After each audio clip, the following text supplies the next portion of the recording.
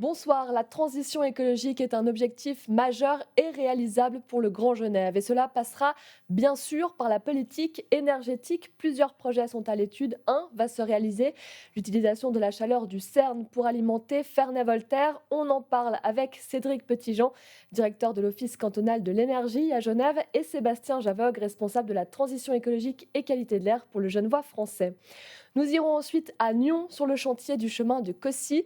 Et puis, comme chaque mois, notre découverte sur le territoire du Grand Genève. Et vous reprendrez bien un peu de neige avec un monument de l'hiver, l'igloo. Mais avant, l'actualité transfrontalière du mois. Le covoiturage désormais gratuit dans la couronne autour de Genève. Les collectivités françaises offrent le trajet aux personnes qui trouvent un conducteur pour les mener au travail. Une idée déjà menée dans les Pays de la Loire. Là-bas, le nombre de covoitureurs a progressé 2 fois plus vite qu'ailleurs en France avec ce système. Un nuage du Sahara est à nouveau passé par la région fin février, le deuxième épisode depuis le début de l'année. Haute-Savoie et Savoie ont pris des mesures, notamment sur la vitesse routière, car le sable contribue à une hausse de la pollution de l'air. Préserver l'environnement passe par l'énergie. De grands projets sont en cours ou devraient fleurir dans les prochaines années sur l'ensemble du Grand Genève. On en parle avec vous, Sébastien Javogue et Cédric Petitjean. Bonsoir. Bonsoir. Bonsoir. La consommation, déjà en watts, quand on fait un état des lieux dans l'ensemble du Grand Genève, la consommation énergétique, elle est globalement assez similaire. On voit sur Genève, il y a un peu plus d'habitants, donc un peu plus de consommation. Pareil sur le Genevois français. L'objectif, c'est de diviser à Genève ce nombre de watts par 3,5 d'ici 2050. C'est énorme ça, non ? C'est un grand défi que le canton s'est fixé, avec également la déclaration d'urgence climatique par le Conseil d'État qui demande l'abaissement de 60% des gaz à effet de serre à l'horizon 2030. Donc on a un premier jalon en 2030, puis en 2050 avec la neutralité carbone. Sébastien Javogue, dans le Genevois français, vous avez aussi fait cette évaluation du nombre de watts de consommation d'énergie par habitant. Vous avez pris en compte l'énergie grise, de même qu'à Genève. C'est quoi cette énergie grise ? Alors, l'énergie grise et toutes les énergies qu'on utilise pour fabriquer des objets et des énergies souvent qu'on ne voit pas. Peut-être rappeler que sur le Genevois français, nous consommons 9000 gigawatts à l'année. Et c'est 11 000 environ dans le canton de Voilà, Genève. alors des équivalences de population. Sur ces 9000, 40% est dédié au résidentiel. 35% pour la mobilité et puis une vingtaine de pourcents pour du tertiaire. Voilà. Donc c'est quand même un élément à prendre en compte.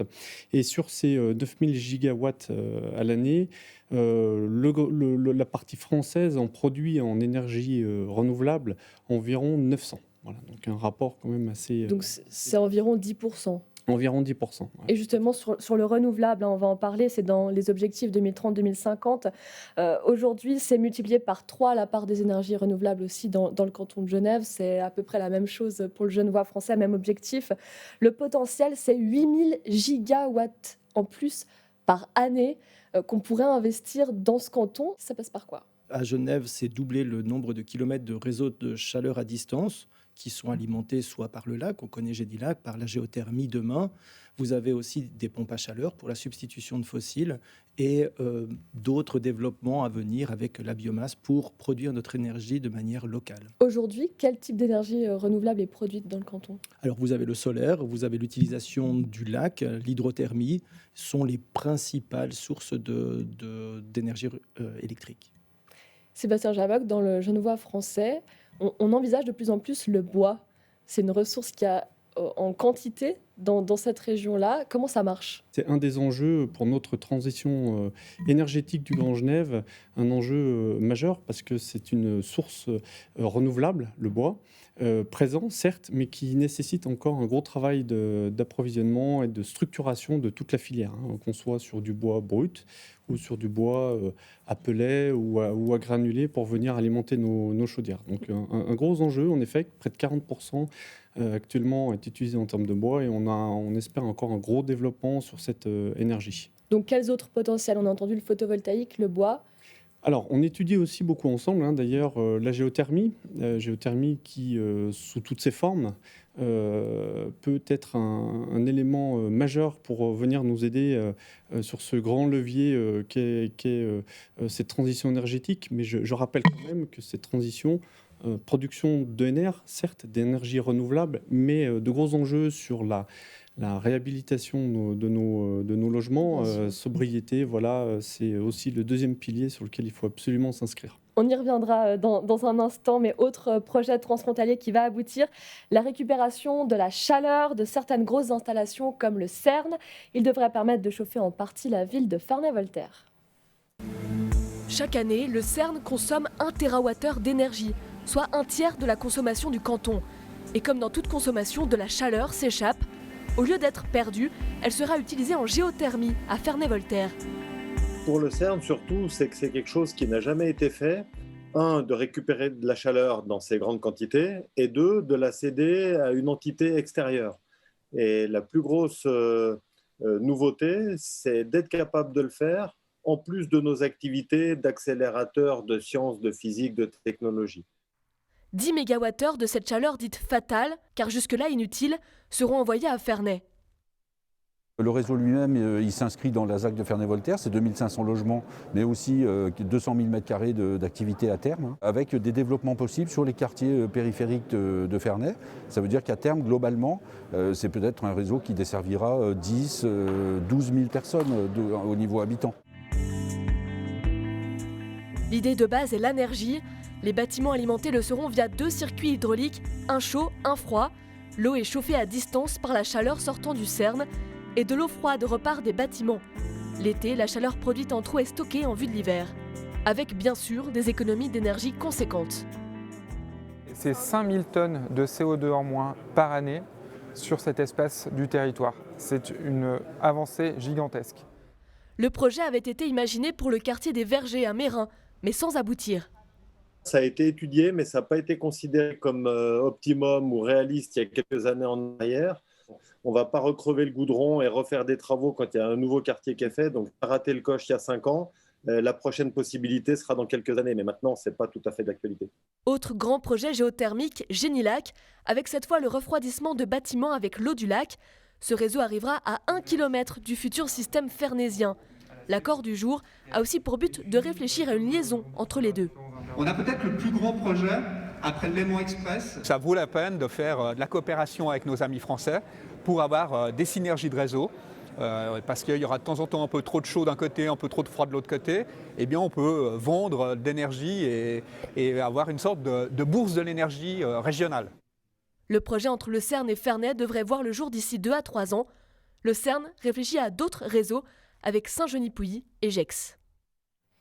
On vient de le voir dans ce reportage, Cédric Petitjean, une fois qu'un quartier est construit, on ne va pas recrever le goudron.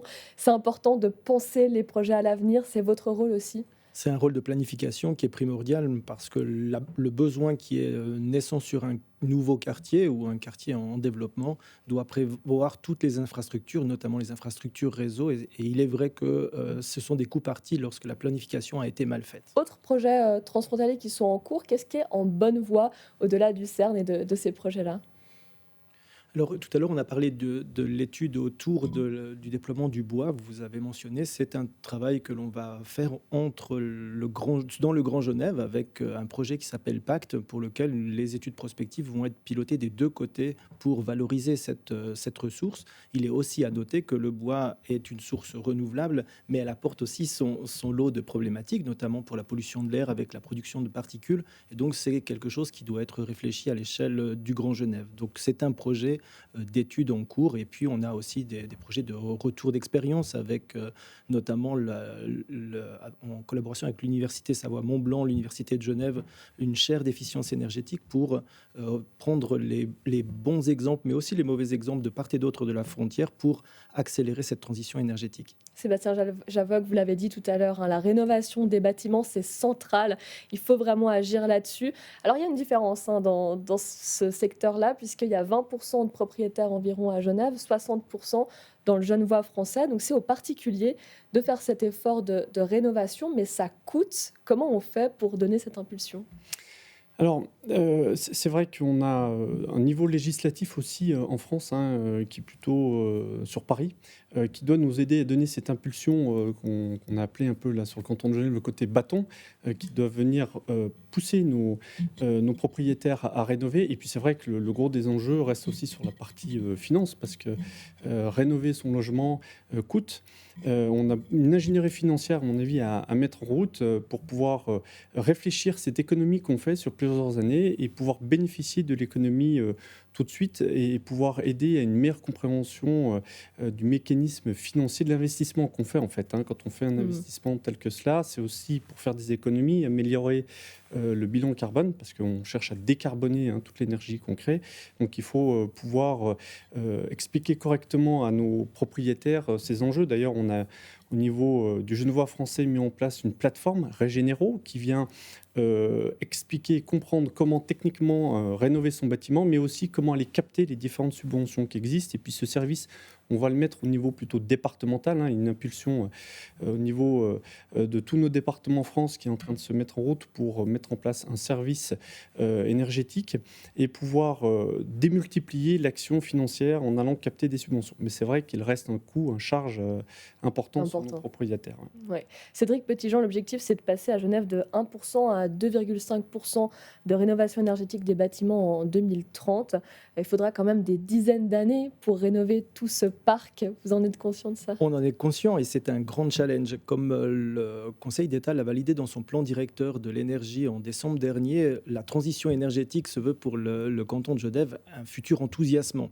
Alors il y a des contraintes pour accélérer la rénovation, mais il faut voir aussi toutes les opportunités de faire du travail local par la rénovation, par la substitution de fossiles, c'est de la relocalisation de travaux, et puis aussi c'est redonner de la qualité aux biens que on pourra transmettre. Mais c'est un défi majeur parce que, comme l'a dit Sébastien Javogue, on a une ingénierie financière colossale à mettre en place pour faire de cette transition énergétique un succès. En France, par exemple, ça a été annoncé il y a quelques semaines, il sera interdit de louer des passoires énergétiques à partir de 2023. C'est une idée qui pourrait faire son chemin ici à Genève ? Alors à Genève, on n'a pas discuté sur la location, on travaille sur le bâtiment en tant que bien.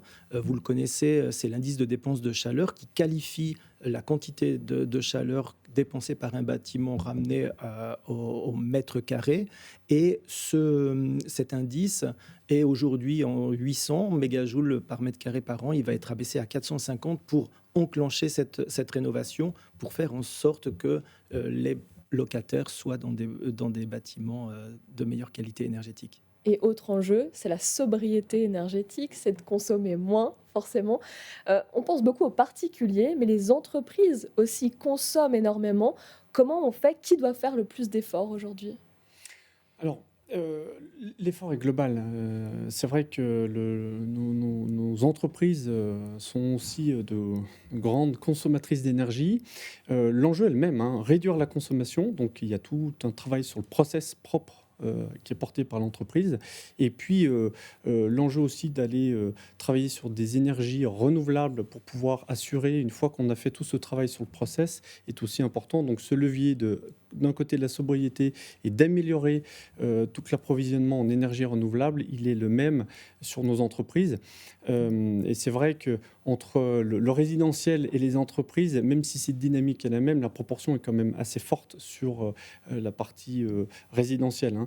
Je reprendrai d'ailleurs qu'on a aussi ce dynamisme à avoir au niveau législatif. Vous parlez de 2023 sur cette prise en compte. C'est plutôt 2028 qui était inscrit dans la loi, là, sur les dernières informations qu'on a. Et c'est vrai que c'est peut-être aussi ce manque d'impulsion de la part de notre État qui mériterait peut-être aussi d'être un peu revu. Sur la sobriété énergétique, l'objectif à Genève, c'est 2000 watts par habitant d'ici 2050, sauf erreur. C'est 3,5 fois moins qu'actuellement. Ça voudrait dire revenir à la consommation des années 1960, sauf que depuis, on a l'électroménager, on a la technologie. On n'a pas envie de sacrifier tout ça. Mais le défi n'est pas de revenir aux conditions de vie des années 60, comme vous le mentionnez, c'est de rester dans nos qualités de vie contemporaines, mais avec de la sobriété, avec de l'énergie bien utilisée. On dit souvent que la meilleure efficacité, c'est sur ce qui n'est pas consommé. Donc on peut continuer à vivre comme on est aujourd'hui. C'est le défi de garder notre société dans sa manière de vivre, mais en optimisant les consommations. Ça veut dire quoi? On change de sèche-linge, on change de machine? Vous avez les appareils performants. Vous avez aussi dans toutes les mesures de sobriété, c'est de voir est-ce qu'on a besoin de laver les vêtements tous les jours. Ce sont des études notamment menées par l'Université de Genève. Donc c'est d'une réflexion à l'échelle globale. Et aussi, vous mentionnez sur les entreprises. Nous, à Genève, on a les entreprises qui sont grands consommateurs au sens de la loi. Elles sont accompagnées pour faire de l'optimisation parce qu'au final, chaque kilowattheure qui est dépensé à mauvais escient, c'est de la perte sèche pour l'entreprise. Donc ce sont aussi des leviers de performance.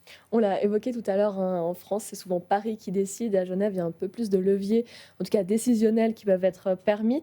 Pour vous, entre Genève et le Genevois français, qu'est-ce qui est le plus permissif? Dans quel territoire on avance le plus vite en termes énergétiques? Je ne pense pas qu'il y a une compétition de qui va le plus vite. Au final, c'est une impulsion de la société. Aujourd'hui, l'urgence climatique, on l'entend dans le monde entier. Donc, il y a une prise de conscience de nos sociétés, qu'elles soient côté français ou côté suisse, pour œuvrer au service de la transition énergétique. Ensuite, il y a de la réactivité qui peut être différente. On a notre système suisse et notre système genevois où, en fait, on peut décider et le Parlement est à Genève. À côté français, il faut remonter à Paris. Donc, ça peut complexifier la chose. Maintenant, la France peut avoir aussi ses avantages. Une fois que la machine française a décidé quelque chose, l'impulsion descend plus facilement partout. Chez nous, ça prend plus de temps pour trouver et dégager les consensus. Donc, ce sont deux systèmes complémentaires et on essaye d'apprendre des uns des autres en respectant nos institutions respectives. Sébastien Javoc, on arrive bien à travailler ensemble sur ce domaine-là? Oui, on arrive à travailler avec nos différences. Et je pense que le défi majeur maintenant, c'est peut-être de regarder plus haut que la seule énergie et de ne pas parler qu'en gigawatts ou en mégawatts, mais parler aussi en bilan carbone. Hein. Il faut savoir qu'on a de l'énergie, vous parliez d'énergie grise, quand vous achetez votre téléphone. Il est fabriqué quelque part. Toutes ces énergies, il faut aussi les prendre en compte. À titre d'exemple, un habitant du Grand Genève, parce qu'on est sur le même bassin de vie, on partage toutes ces ressources ensemble, un habitant du Grand Genève, énergie grise comprise, est environ à une dépense de 12 tonnes de CO2 par année, hein, pour donner un objectif. Pour arriver à respecter nos engagements communs 2050, il faudrait passer à 2 tonnes. Vous voyez que le gap, il est grand, on met tout en œuvre, mais il faut aussi avoir cette prise de conscience. Et là, qu'on soit suisse ou français, qu'on soit de Vaud, de Genève ou du Genevois français, cette prise de conscience, on est en train de la faire, on est en train de la porter pour pouvoir aussi aller travailler plus que l'énergie, mais une vraie transition sociétale. Le Grand Genève, d'ailleurs, s'engage dans cette dynamique sur les 3 années qui arrivent pour écrire un nouveau grand projet du Grand Genève. On y reviendra dans une prochaine émission. Merci beaucoup à tous les deux. Merci. Et on prend la direction de Nyon. Le chemin de Cossy, autrefois appelé avec ironie chemin vers Guantanamo, est en cours de rénovation. Une voie élargie pour permettre aux piétons et vélos de circuler dans la cité.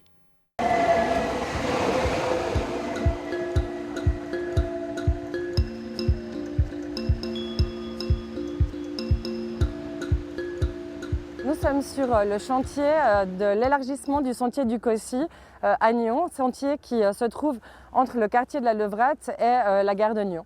On avait une voie de mobilité douce qui faisait à peu près 1 mètre de largeur et avec des années de travail en allant chercher des droits de passage chez les privés, qu'on remercie d'ailleurs, nous allons pouvoir créer une voie de mobilité douce de 3 mètres, mobilité douce en site propre, piéton-vélo, qui nous permettra d'assurer les déplacements notamment des enfants.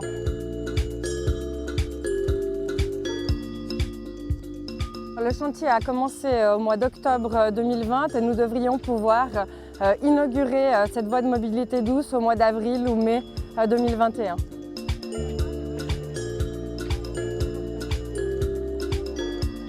Ce projet d'élargissement du sentier du Cossy fait partie des 9 mesures d'agglomération de 2e génération que nous menons sur Nyon. Le coût de cette réalisation est d'à peu près 1,3 million pour les questions de génie civil et puis encore 200 000 francs pour des questions de vidéosurveillance et puis surtout une œuvre d'art intégrée de l'artiste genevois Christian Robert Tissot qui sera inaugurée en même temps que la voie de mobilité douce.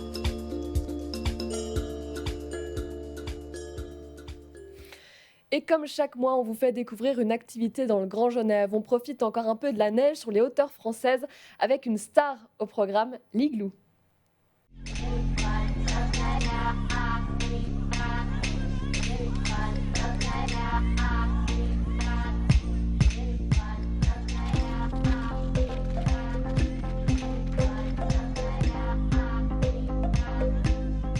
Bonjour Boris. Bonjour. Je pense qu'on a tous essayé au moins une fois de faire un igloo. On n'y arrive jamais. Pourquoi donc? La difficulté, c'est surtout d'arriver à fermer l'igloo. En fait, la technique, les Inuits l'avaient. C'était une construction en colimaçon. Ton igloo doit ressembler à la coquille d'un escargot. Tu veux qu'on fasse un petit essai? On va le tenter, ouais, bien sûr. Allez, c'est parti. Alors là, on commence par un petit bloc, c'est pas mal. Je vais te le passer.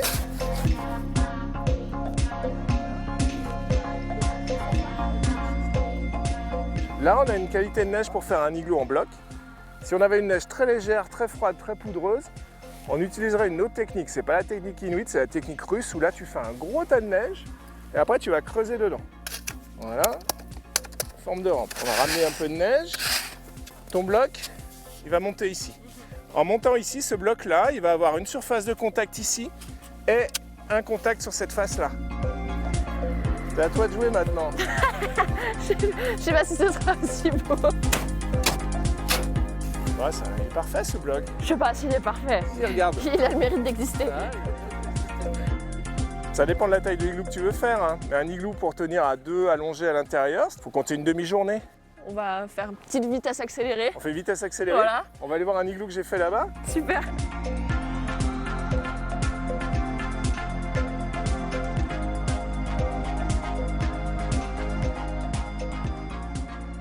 Cette activité-là, on peut le faire à la journée ou à la demi-journée. Après, ça s'adresse vraiment à tout public, que ce soit les écoles, les centres de loisirs, les familles, même les comités d'entreprise qui veulent faire un joli team building. Hein. On peut faire un chaudron de vin chaud aussi, ça c'est sympa.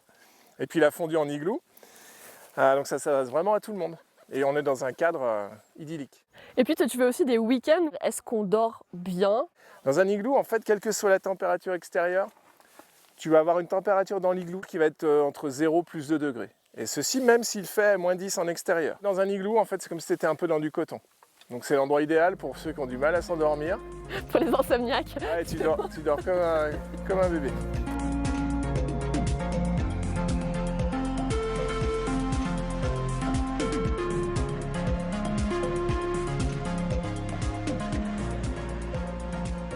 Là, on est sur la version XXL de l'igloo. Celui-là, il reste toute la saison. Combien de temps pour le construire? Alors celui-ci, il faut à peu près une semaine. En sachant qu'il y a 2 igloos de cette taille, donc on va compter 2 semaines. Et on peut faire une construction comme celle-ci beaucoup plus rapidement si on est plus nombreux. C'est toujours la même chose. Plus il y a de bras, plus ça va vite. Là, c'est les blocs ou c'est une autre technique? Alors ici, là, c'est une autre technique. Hein. En fait, on a fait un gros tas de neige et après, on a creusé à l'intérieur. Alors on a une petite structure gonflable qui nous permet en fait d'économiser un peu d'énergie. Si on dégonfle un ballon, c'est quand même plus facile que d'enlever de la neige. Ça n'empêche qu'il y a beaucoup à tailler pour finaliser cet igloo, pour réaliser les banquettes et les socles pour les tables. On voit ton expertise vraiment sur les igloos, on voit même la passion, hein, tu le racontes avec beaucoup de plaisir. D'où ça t'est venu? Alors cette passion, elle m'est venue il y a 17 ans maintenant. Mon frère a offert à ma fille, qui avait 1 an à l'époque, un petit caribou à bascule en bois, tu vois, un jouet. Ouais. Et en fait, pendant la nuit, j'ai rêvé en fait que je construisais des igloos, trouvais des pots de caribou et en fait le lendemain, en fait, j'ai réalisé ce rêve. En fait, j'ai trouvé un trappeur au Canada qui m'a envoyé des pots. Alors maintenant, on utilise plutôt des pots synthétiques, mais j'avais tout le matériel, il ne me restait plus qu'à construire les igloos. En même temps, depuis que je suis tout petit, en fait, je joue constamment dans la neige. Donc en fait, c'est uniquement la prolongation d'un rêve d'enfant. Récemment, il a fallu construire des igloos pour une série. pour une série de Canal+. Là, il faut vraiment changer un petit peu de perspective. Moi, ça a été un peu une surprise. Au début, je pensais que c'était un canular. En fait, un producteur de série m'a appelé pour me passer en fait une commande de réalisation d'igloo pour une série qui s'appelle OVNI, qui passe actuellement sur Canal+. Donc on est parti une équipe de 6 collègues et on a pu monter tous ces beaux igloos en bloc. Donc là, c'était techniquement hyper intéressant et puis surtout, c'est une belle reconnaissance de 15 années de travail, quoi. Là, on est début mars, ça commence doucement à fondre. Jusqu'à quand est-ce qu'on peut profiter des igloos? Jusqu'à la mi-mars, fin mars, ça dépend des conditions météo. Alors cette année, on propose des après-midi construction d'igloo, toboggan de neige. Malheureusement pour les fondus, on attendra l'année prochaine. On attendra l'année prochaine. Merci beaucoup Maurice. Merci de ta visite, avec grand plaisir.